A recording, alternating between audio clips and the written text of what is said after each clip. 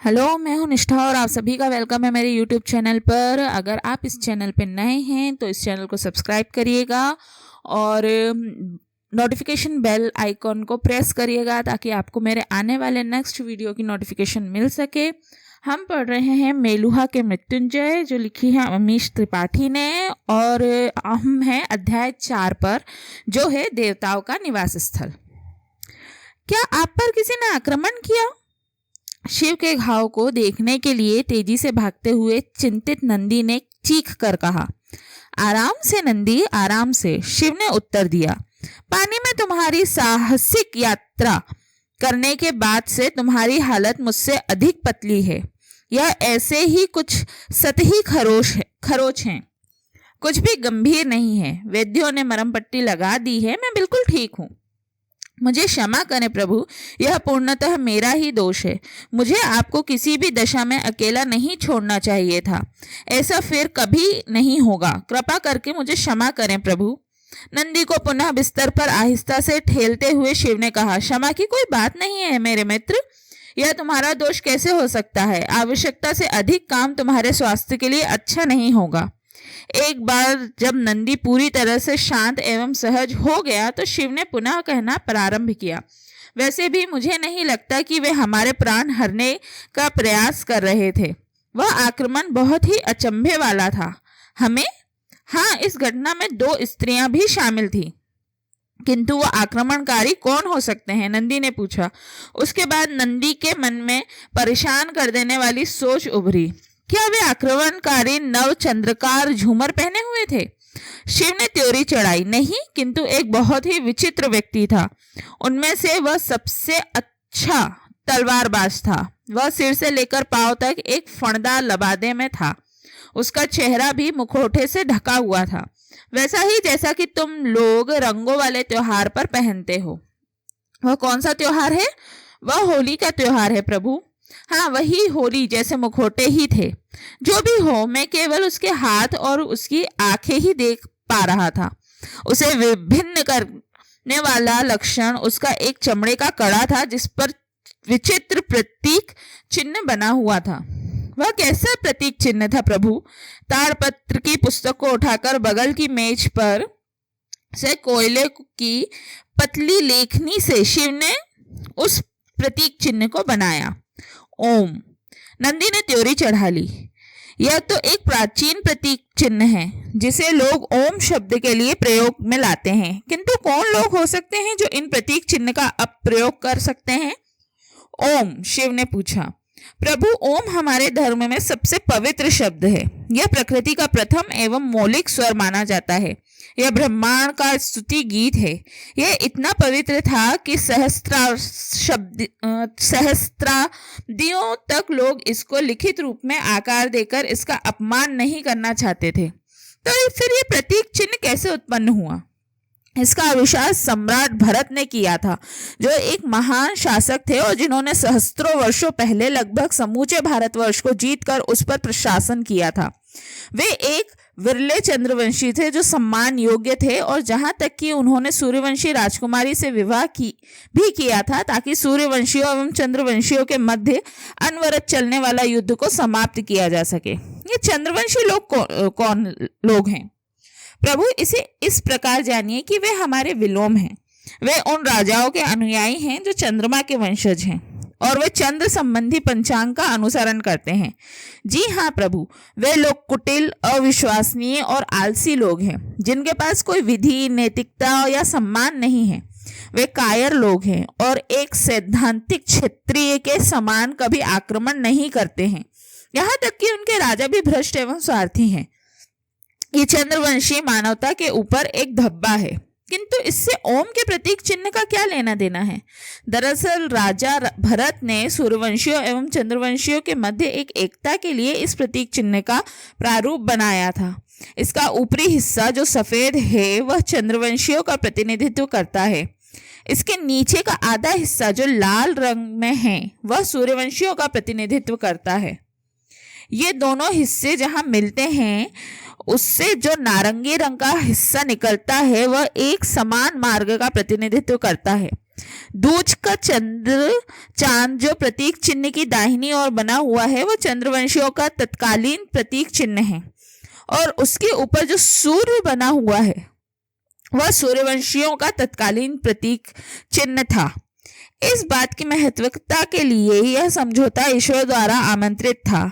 राजा भरत ने इस बारे में जनादेश प्राप्त किया कि इस प्रतीक चिन्ह का उच्चारण पवित्र शब्द ओम की तरह किया जाएगा, और उसके बाद क्या हुआ?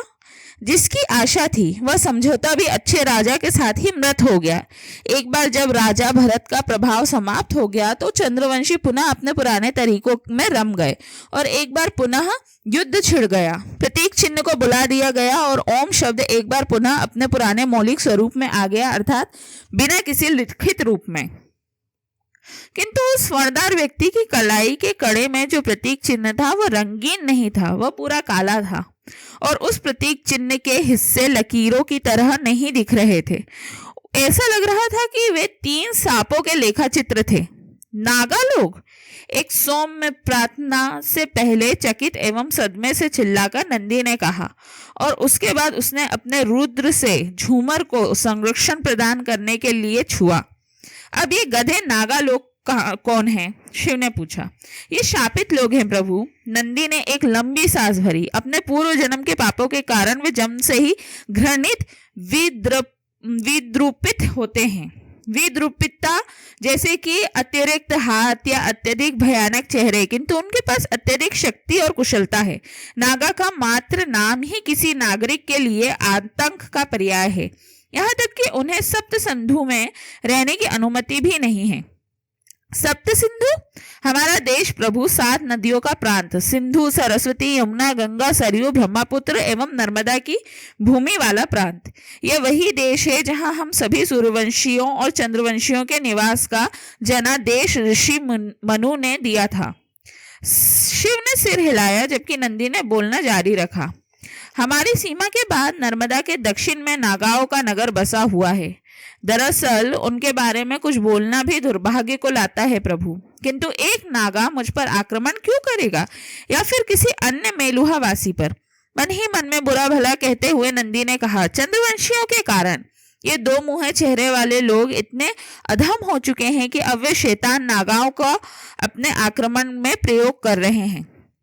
हमसे घृणा करने में अंधे होकर वे ये भी भूल रहे हैं कि वे अपने लिए कितने पापों का आमंत्रण दे रहे हैं। शिव ने त्योरी चढ़ाई। उस आक्रमण के दौरान ऐसा कभी नहीं लगा था कि नागा लोगों को किसी अन्य सेना के दल द्वारा प्रयोग में लाया जा रहा था, बल्कि ऐसा लग रहा था कि वह नागा ही उसका सरदार था। देवगिरी पहुंचने में उन्हें एक और सप्ताह लग गया। मेलुहा राजधानी सरस्वती नदी के बाएं तट पर बसी हुई थी, जो सतलज और यमुना के संगम से निकली है।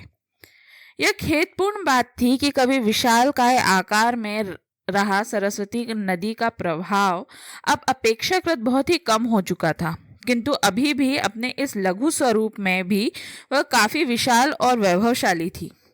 पंजाब की अन्य तूफानी नदियों से विलग सरस्वती पीड़ाप्रद रूप से शांत थी। ऐसा प्रतीत हो रहा था कि नदी का अनुभव हो चुका था कि उसका अंत निकट था। इसके बाद भी आक्रामक रूप से उत्तर जीविका के लिए बल नहीं लगा रही थी, बल्कि जो भी उसके पास उपलब्ध उसके खजाने को लेने की इच्छा रखता था उन्हें वह निस्वार्थता से प्रदान करती जा रही थी। उधर उड़ान भरता देवगिरी सौम्य सरस्वती के पूर्णतः विरोधाभासी था। मेलुहा के अन्य नगरों की तरह भी देवगिरी भी एक विशालकाय वेदिका पर निर्मित था, जो बाढ़ से सुरक्षा का एक प्रभावशाली उपाय तो था ही, साथ ही शत्रुओं से प्रबल सुरक्षा का भी। फिर भी अपने आकार के कारण वह मेलुहा के अन्य नगरों की तुलना में भिन्न था। वह नगर 3 विशालकाय वेदिकाओं पर बना हुआ था और प्रत्येक वेदिका 350 हेक्टेयर से भी अधिक क्षेत्र तक विस्तृत था, जो कि अन्य नगरों की तुलना में अत्यधिक विशाल कहा जा सकता था। ये वेदिकाएं लगभग 8 मीटर ऊंची और बीच बीच में सिकी हुई ईंटों के मिश्रण वाले विशालकाय कटे हुए पत्थरों से दुर्गीकृत थी। इनमें से 2 वेदिकाओं के नाम ताम्र एवं रजत थे, जो सामान्य नागरिकों के लिए बने हुए थे, जबकि तीसरी वेदिका स्वर्ण नामक थी, जो राजसी नगर दुर्ग था। ये वेदिकाएं एक दूसरे से ऊंचे पुलों से जुड़े हुए थे, जो किसी सिकी हुई ईंटों एवं पत्थरों से बनी हुई थी और जो नीचे के बाढ़ग्रस्त मैदानी क्षेत्रों के ऊपर बने हुए थे। प्रत्येक विशालकाय वेदिका का ब्रह्मा परिधि के में बाहर की ओर निकले हुए बड़े बड़े खूंटों सहित ऊंची ऊंची दीवारें बनी हुई थी। उन दीवारों के साथ साथ एक निश्चित अंतराल पर बुर्ज बने हुए थे, जहां से बढ़ते हुए शत्रुओं का प्रतिरोध किया जा सकता था। यह आश्चर्यजनक दृश्य शिव की कल्पनाओं से भी अद्भुत था। उसके विचार में ऐसे नगर का निर्माण वास्तव में मानव जाति के अनुपम उपलब्धियों में से एक था। शिव की सवारी ताम्र वेदिका के आर पार खूंटों के मैदान से होते हुए कलदार पुल पर चढ़ी। उस कलदार पुल को नीचे की ओर से धातु की छड़ों से श्रृंखला बनाया गया था और खुरदुरी सिकी हुई ईंटों को ऊपर लगाया गया था, ताकि घोड़े और रथ फिसले नहीं। समस्त साम्राज्य में लगाई गई उन ईंटों के बारे में कुछ ऐसा था जो शिव में कौतूहल उत्पन्न कर रहा था। नंदी की ओर मुड़कर उसने पूछा, क्या ये ईंटें किसी मानकीय प्रक्रिया के अनुसार बनाई जाती हैं? जी हाँ प्रभु, चकित नंदी ने उत्तर दिया। मेलुहा में समस्त ईंटें साम्राज्य के मुख्य वास्तुविद द्वारा दिए गए विनिर्देशों एवं दिशा निर्देशों के अनुसार ही बनाई जाती हैं। किंतु आपने कैसे अनुमान लगाया? ये सभी वास्तव में एक ही परिमाप के हैं। नंदी अपने साम्राज्य की प्रभाविकता पर और अपने प्रभु के अवलोकन की क्षमता पर गर्व से दमकने लगा। कलदार पुल के अंत में वेदिका और ऊंची हो गई एवं एक सड़क घुमावदार तरीके से एक सौम्य मोड़ के साथ शिखर तक चली गई थी, जो घोड़े एवं रथों के चलने के लिए सुगम हो गई थी। इसके अतिरिक्त एक चौड़ी सीढ़ियों की ढलानदार उड़ान सीधे ऊपर की ओर पैदल चलने वाले यात्रियों की सुविधा के लिए बनी थी। इस ढलान के चारों ओर नगरीय दीवारें एवं वेदिका के ये संलग्न भाग अत्यधिक ढाल वाले थे, ताकि यदि शत्रु उधर से आक्रमण करने की मूर्खता करे तो यह उसके लिए मृत्यु की घाटी बन जाए। नगर के द्वार धातु के बने हुए थे, जिसे शिव ने इससे पहले कभी नहीं देखा था। नंदी ने इसके बारे में बताया था कि वे लोहे से बने हुए थे, जो एक नया धातु था और अभी कुछ समय पहले ही उसकी खोज हुई थी। वह धातुओं में सबसे अधिक शक्तिशाली था, किंतु बहुत महंगा था। उसके लिए जिस अयस्क कच्ची धातु की आवश्यकता होती थी, वह आसानी से उपलब्ध नहीं थी। वेदिका में प्रवेश कर नगर के प्रवेश द्वार के ऊपर सूर्यवंशियों का प्रतीक चिन्ह उकेरा हुआ था। सभी दिशाओं में निकलती हुई किरणों के साथ एक चमकीला लाल वृत्ताकार सूर्य, उसके ठीक नीचे उनका घोष वाक्य, आदर्श वाक्य लिखा हुआ था, जिसके अनुसार वे अपना जीवन यापन करते थे। सत्य, धर्म, मान। नगर के इतने मात्र को देखकर ही शिव विस्मयाभिभूत था, और जब उसने वेदिका के शिखर पर नागरीय द्वार के अंदर जो दृश्य देखा, वह वास्तव में अपनी प्रभाविकता एवं सरलता में असाधारण था। नगर वर्गाकार खंडजेदार मार्गों से विभक्त था। सड़क के साथ साथ पैदल चलने वालों के लिए एक पगडंडी बनी हुई थी। विभिन्न दिशाओं में यातायात की सुविधा के लिए सड़क पर संकेत चिन्ह बने हुए थे और साथ ही सड़क के मध्य में जलमल निकासी हेतु ढकी हुई नालियां बनी हुई थी। सभी मकान मानकीय ढंग से 2 मंजिलों वाले खानों की तरह सिकी हुई ईंटों से बने हुए थे। यदि आवश्यक हो तो उनके ऊपर लकड़ी के अतिरिक्त प्रसार भी किया गया था। नंदी ने शिव को बताया था कि मकान की भीतरी संरचना अलग अलग आवश्यकताओं के अनुरूप अलग अलग प्रकार की बनी हुई थी। सभी मकानों के द्वार एवं उनकी खिड़कियां बगल की दीवारों की ओर बनी हुई थी, अर्थात वे मुख्य मार्ग की ओर नहीं थी। खाली दीवारें जो मुख्य मार्ग की ओर थीं, उन पर सूर्यवंशियों के विभिन्न लोकप्रिय राजाओं के रेखाचित्र चमकदार काली लकीरों से बने हुए थे, जबकि उनकी पृष्ठभूमि भूरे, हरे, नीले, हल्के हरे और सफेद सौम्य रंगों से रंगी हुई थी। यद्यपि पृष्ठभूमि में जो सबसे सामान्य रंग का प्रयोग हुआ था वह था नीला। मेलुहा वासियों के अनुसार नीला रंग सबसे पवित्र माना जाता था। यह आकाश का रंग था। रंगों में वर्ण क्रम में यह पृथ्वी के रंग हरे से थोड़ा ऊंचा था। मेलुहा वासी प्रकृति के हर संरचना में एक महान अभिप्राय देखने की इच्छा रखते थे। उनकी सोच थी कि रंगों के वर्ण क्रम में हरे से ऊंचा नीला रंग एक अद्भुत संयोग था, ठीक उसी प्रकार जिस प्रकार पृथ्वी के ऊपर आकाश था। उन दीवारों पर जो सबसे अधिक बार आने वाला चित्र था वह था महान सम्राट भगवान राम के बारे में। शत्रुओं पर उनकी विजय, उनके द्वारा चंद्रवंशियों को पराजित करना और उनकी शासन कला एवं पंडितीय की घटनाओं को प्रेम पूर्वक दर्शाया गया था। भगवान राम अत्यंत ही सम्मान योग्य थे और बहुत से मेलुहा वासी उन्हें ईश्वर की तरह पूजते थे। वे उन्हें उस विष्णु की तरह उल्लिखित करते थे जो सर्वोत्तम ईश्वर के लिए एक पुरातन उपाधि थी, जिसका अर्थ था विश्व का संरक्षक एवं अच्छाई का प्रचारक। शिव ने उस नगर के बारे में नंदी से जाना कि वह नगर 4 से 8 खंडों वाले कई जनपदों में विभाजित था। प्रत्येक जनपद में अपना बाजार, व्यापारिक एवं आवासीय क्षेत्र, मंदिर एवं मनोरंजन केंद्र था। किसी भी वस्तु का उत्पादन अथवा प्रदूषण फैलाने वाली गतिविधियां उन जनपदों से दूर तक पृथक स्थल पर किए जाते थे। जिस कार्यकुशलता एवं सहजता से देवगिरी कार्य कर रहा था वह इस तथ्य को मिथ्या प्रमाणित करता था कि वह नगर समस्त साम्राज्य से सबसे अधिक जनसंख्या वाला था। मात्र 2 वर्ष पूर्व की गई जनगणना में नगर की जनसंख्या 2 लाख बताई गई थी। नंदी शिव एवं उन 3 सैनिकों को नगर के एक विश्राम गृह में लेकर गया। नगर में पर्यटकों के लिए एक ऐसे कई विश्राम घर थे जो व्यावसायिक एवं पर्यटन के इरादे से वहां आते थे। घोड़ों के रखने के लिए नियत स्थल पर उन्हें बांधने के बाद सभी लोग अपने अपने कमरे में जाने के लिए पंजीकृत हेतु अंदर प्रविष्ट हुए। विश्राम घर की बनावट लगभग उसी प्रकार की थी जैसी कि शिव ने अपनी यात्रा के दौरान अन्य स्थलों पर भी देखी थी। केंद्रीय आंगन के चारों ओर भवन का निर्माण किया गया था। कमरे अच्छे खासे बड़े और सभी प्रकार के सामानों सहित बने थे। प्रभु, रात्रि भोजन का समय होने ही वाला है, नंदी ने कहा। मैं विश्रामालय के प्रभारी से जाकर कहता हूँ कि भोजन की व्यवस्था कर दे। हमें शीघ्रता से भोजन करके एक अच्छी नींद निकाल लेनी चाहिए क्योंकि सम्राट से मिलने का समय कल द्वितीय पहर में नियत किया गया है।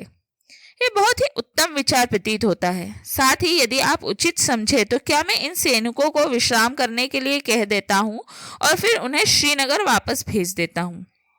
यह भी बहुत ही उत्तम विचार प्रतीत होता है, मुस्कान के साथ शिव ने कहा। वाह, क्या बात है नंदी, तुम तो लगभग शानदार विचारों के झरने की तरह हो। शिव के साथ नंदी भी हंसा। वह हमेशा अपने प्रभु के मुख पर हंसी लाने के कारण बनने का अत्यंत प्रसन्न था। मैं अभी वापस आता हूँ प्रभु। शिव अपने बिस्तर पर लेट गया और शीघ्र ही उन ख्यालों में खो गया जो उसके लिए मायने रखते थे। मैं सम्राट के साथ होने वाली भेंट को जितनी शीघ्रता से हो सके समाप्त कर दूंगा। उन्हें जो भी मुझसे चाहिए वह दे दूंगा और सती के लिए नगर को छान मारूंगा। शिव ने एक बार सती के ठिकाने के बारे में नंदी से पूछने का मन बना लिया था, किंतु अंततः उसने ऐसा न करने का निर्णय लिया था। वह इस बात को जानता था कि पहली मुलाकात में वह उस पर कोई असाधारण प्रभाव नहीं छोड़ पाया था, अतः वह इस बात पर भी दुखी भी था। यदि उसने उसे ढूंढने के सरल उपाय नहीं बताए थे तो इसका मात्र इतना ही अर्थ था कि वह उसे अधिक द्रवित नहीं हुई थी। उसके बारे में असावधानी से यूं ही बात कर वह इसे प्रकरण और कठिन नहीं बनाना चाहता था। उसके मुख की याद बारंबार उसकी आंखों के सक्षम आने पर वह मुस्कुराया। उसके युद्ध करने की अदा को याद कर उसने उसी प्रकार पुनः प्रदर्शन किया। उसके कबीले के अधिकतर लोगों के लिए यह अद्भुत दृश्य नहीं था, किंतु शिव के लिए यह स्वर्गीय था। उसके कोमल एवं सुकुमार बदन की याद पर उसने आह भरी जो आक्रमण हो जाने की दशा में सहसा ही क्रूर एवं प्राणघातक गुणों का बन गया था। जब वह तलवार चलाने के लिए अपने बदन का भार एक ओर से दूसरी ओर ले जा रही थी तो उसके बदन का वक्र मंत्र मुग्ध कर देने वाला था, जो उसके बदन को एक अति सुंदर लचक प्रदान कर रहा था। सौम्य रूप से बंधे हुए उसके केश एकंद्रिक रूप से उसकी प्रत्येक गतिविधि पर हिल रहे थे। उसने एक गहरी सांस ली। आह, कितनी सुंदर स्त्री! वह प्रातः काल का समय था जब शिव और नंदी ने राजसी नगर दुर्ग पहुंचने के लिए ताम्र एवं स्वर्ण वेदिकाओं के मध्य निर्मित पुल को पार किया। वह पुल मेलुहा के अभियांत्रिकी का एक अन्य अचंभा था, जिसके दोनों ओर बंगलों में चौड़ी चौड़ी दीवारें बनी हुई थी। उन दीवारों में छेद करके सुराख बनाए गए थे ताकि शत्रुओं पर तीर चलाए जा सकें और गर्म तेल प्रवाहित किया जा सके। पुल के मध्य में उनको द्विभाजित करते हुए एक अंतिम सुरक्षा के रूप में विशालकाय द्वार निर्मित था, इस उद्देश्य से कि यदि कभी शत्रु पुल पर पहुंच जाएं तो इसके एक अतिरिक्त सुरक्षा उपाय किया जा सके। जब वे स्वर्ण वेदिका पर पहुंचे तो शिव पूर्णतः अचंभित रह गया। उस राजसी क्षेत्र में भव्यता के लिए नहीं बल्कि वैसा कुछ भी नहीं होने के कारण वह इस बात से स्तंभित रह गया कि वहां कोई समृद्धि की निशानी नहीं दिख रही थी। इतने विशालकाय एवं समृद्ध साम्राज्य पर शासन करने के बावजूद शासक वर्ग विशिष्ट रूप से सरल ढंग से रह रहे थे। राजसी संरचना भी ठीक उसी प्रकार की थी जैसे कि अन्य वेदिकाओं पर थी। अब अभिजात वर्ग के व्यक्तियों के लिए कोई रियायत नहीं थी।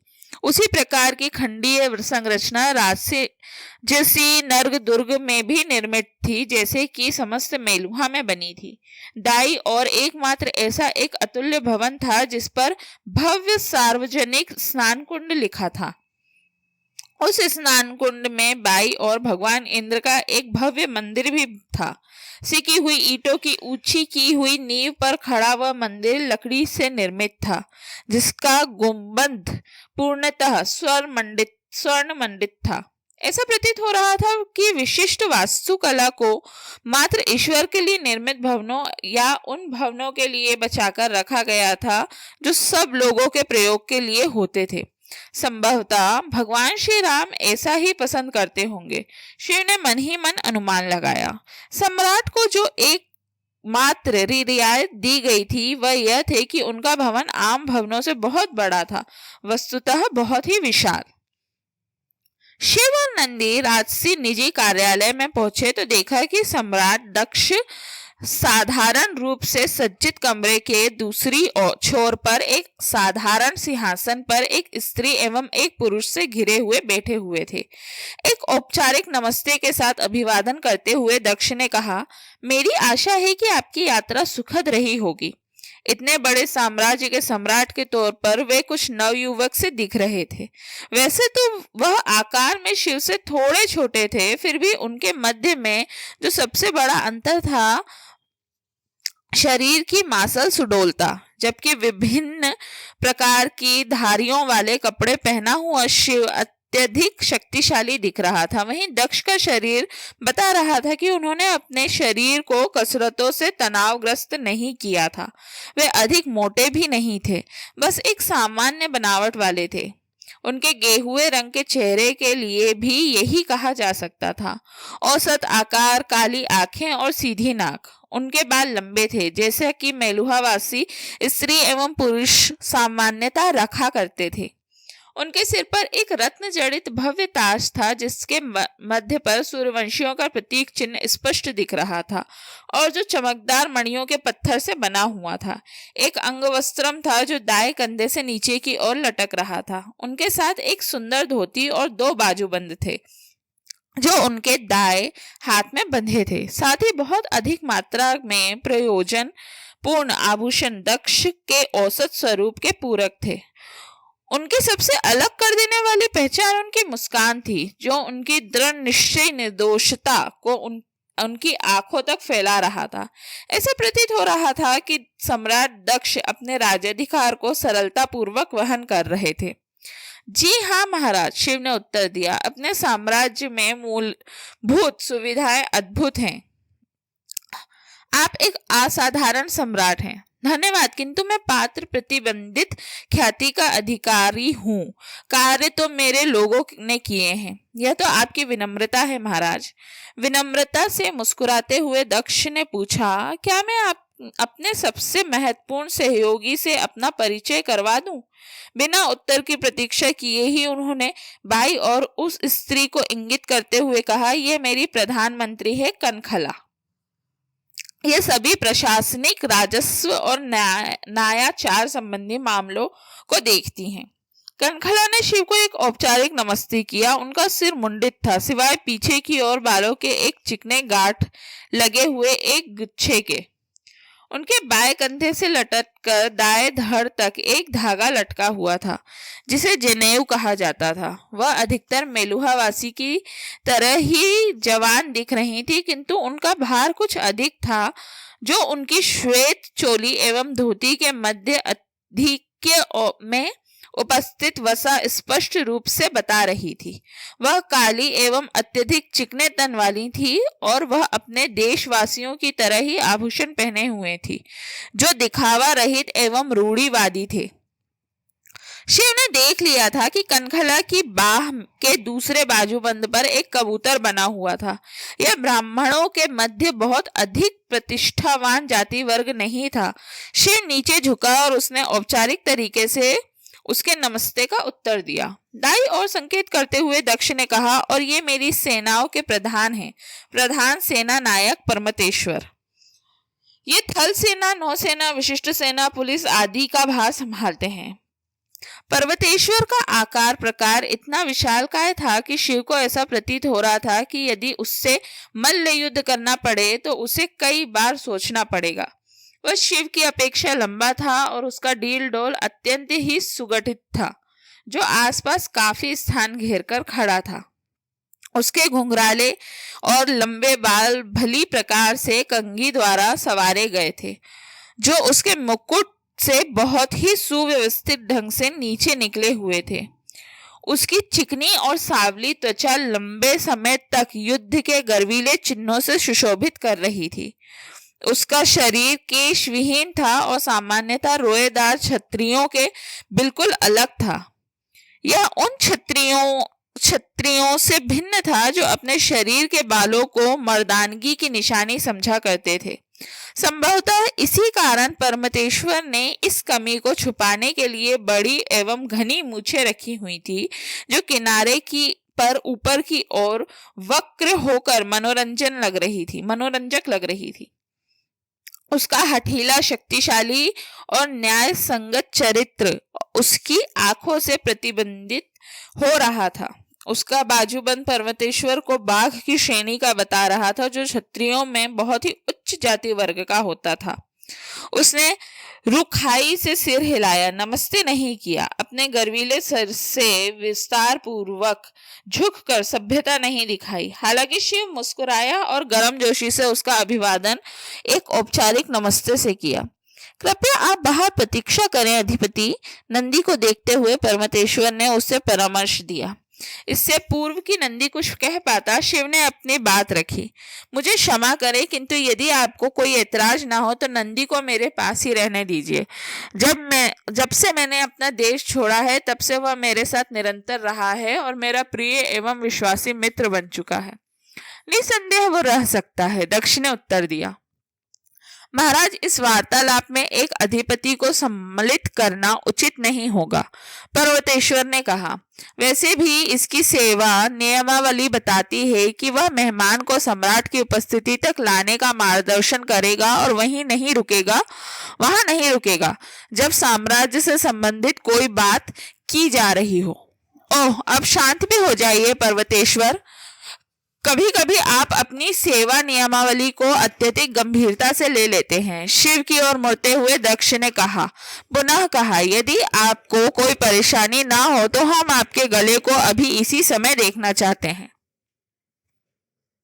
नंदी शिव के पीछे खिसक गया ताकि गुलूबंद को खोल सके।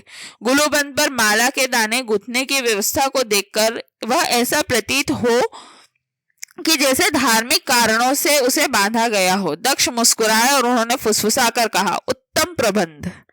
जैसे ही नंदी ने शिव के गुलवन को बाहर निकाला, दक्ष और कनखला शिव के गले का निरीक्षण करने के लिए उसके निकट आए ताकि सूक्ष्मता से परीक्षण कर सके। परमतेश्वर आगे नहीं आया, किंतु उसने अपने गले को थोड़ा आगे ले जाकर देखने की चेष्टा की कि ताकि भली भांति दिखाई पड़े। ऐसा प्रतीत हो रहा था कि जो दक्ष एवं कनखला ने देखा था उसने वे पूर्णतः संभवित थे। सम्राट ने गले को छूकर देखा और विस्मय से फुसफुसाकर कहा, रंग भीतर से आ रहा है, ये रंग किया हुआ नहीं है, यह सच है कि अकृत्रिम है। दक्ष और कनखला ने एक दूसरे को देखा। उनकी विस्मित आंखों में आंसू चमक रहे थे। कनखला ने अपने दोनों हाथों को जोड़कर नमस्ते किया और बड़बड़ाते हुए मंत्रोच्चारण करने लगी। अपने अति आहत को अत्यधिक प्रयत्न से दबाते हुए दक्ष ने शिव के मुख को देखा।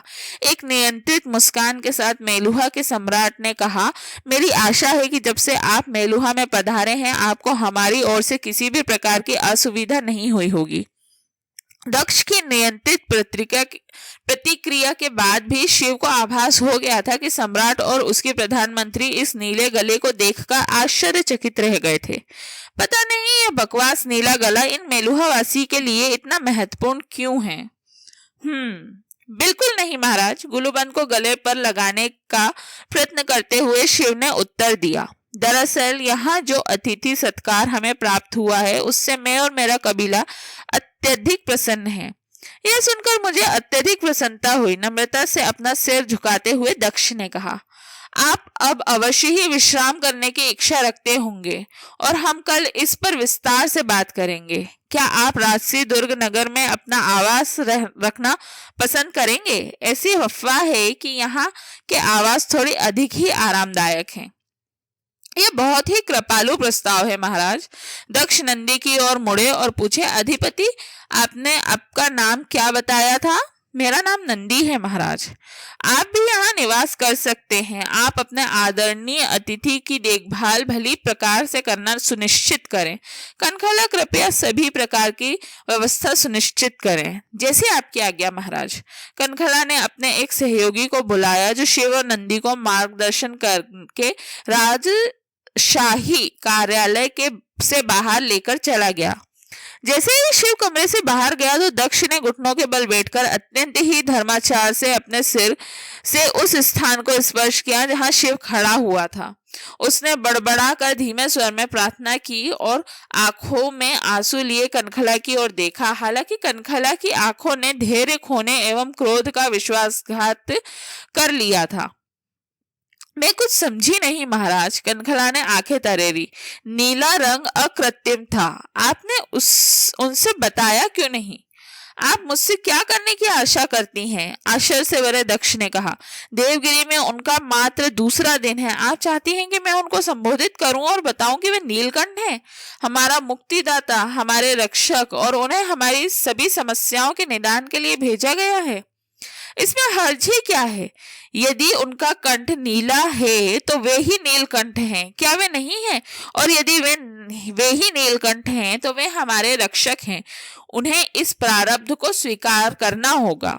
उत्तेजित परमतेश्वर ने मध्य में ही टोका, मुझे विश्वास नहीं हो रहा है कि हम इस प्रकार की बात कर रहे हैं। हम मेलुहावासी हैं, हम सूर्यवंशी हैं, हमने मानवता की सबसे महान सभ्यता का निर्माण किया है और कोई गवार जिसके पास कोई शिक्षा नहीं है, कोई कौशल नहीं है, कोई योग्यता नहीं है, वह हमारा रक्षक होगा मात्र इस कारण से कि उसका गला नीला है।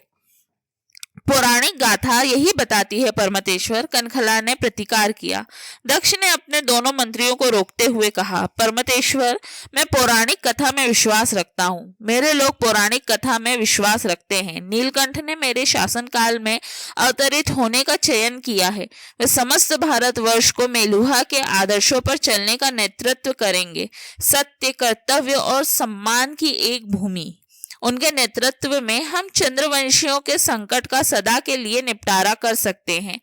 वे सभी प्रकार के संताप जो वे हमें पहुंचाते हैं समाप्त हो जाएंगे। आतंकी हमले से लेकर सोमरस की कमी से लेकर सरस्वती के मरण तक सभी।